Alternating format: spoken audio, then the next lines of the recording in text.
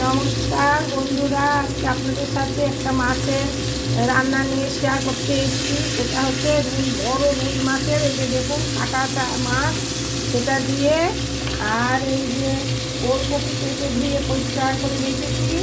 এই দেখুন এই ওলকপি দিয়ে, এতগুলো দেবো না, এটা সবচেয়ে বেশি তরকারি করবো জন্য এখান থেকে ওলকপি দিয়ে এই রুই মাছটা রান্না করবো। সাথে থাকুন দেখুন। এই যে দেখুন এর মধ্যে এখন এই যে জিরা, তেজপাতা, শুকনো লঙ্কা সম্বারা দিলাম। এখন ওলকপিগুলো দিয়ে দেব।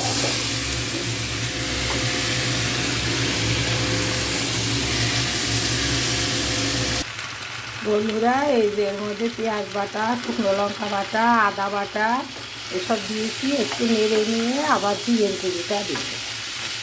আর পরে লাস্টে যে একটু রসুন থেতো করে দেবো।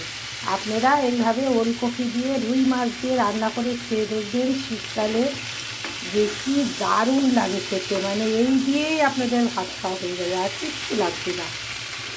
এই যে দেখুন এই যে জিরের গুঁড়ো দিয়ে দিয়েছি। এবার এটা সুন্দর করে নাড়বো। নেড়ে যে গরম জল ফুটিয়ে রেখেছি, সেটা জলটা ফুটিয়ে রেখে দিয়েছি তো ঝরে দেওয়ার জন্য, সেটা একটু মধ্যে দিয়ে আর একটু সুন্দর করে এটা কষিয়ে নেব।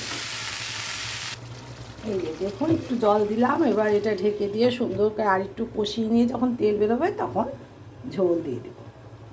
এই যে দেখুন বন্ধুরা, আমার এই যে এটা কষানো, দেখুন তেল দেখা যাচ্ছে, তার মানে এটা কষানো কমপ্লিট হয়ে গেছে। এখন এর মধ্যে জল ঢেলে দেব। আর পরে যখন ভালো করে ফুটে উঠবে তখন কয়েক কোয়া রসুন এর মধ্যে থেতো করে দেবো। দেখবেন রসুনের যেমন একটা সুন্দর ফ্লেভার আসে, তেমন খেতেও স্বাদ হয়। আপনারা আমি যেভাবে দেখাই এইভাবে রান্না করে দেখবেন যে কি দারুণ লাগে। একবার শুধু ট্রাই করবেন, তারপর আমাকে জানাবেন। হ্যাঁ, এই যে দেখুন এই যে রসুনটুকু থেতো করে রেখেছি, এখন এই যে এইটুকু দিয়ে দেবো।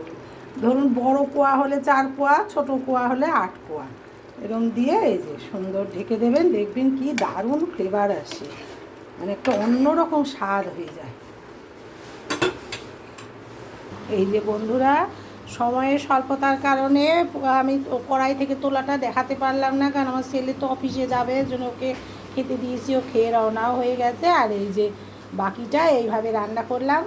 এইভাবে আপনারা রান্না করবেন, সবসময় আমার সাথে থাকবেন। অনেক অনেক উৎসাহ আপনাদের থেকে চাই, লাইক শেয়ার কমেন্ট চাই, নতুন বন্ধুদের ফলোয়ার চাই, সাবস্ক্রাইব চাই ইউটিউবে।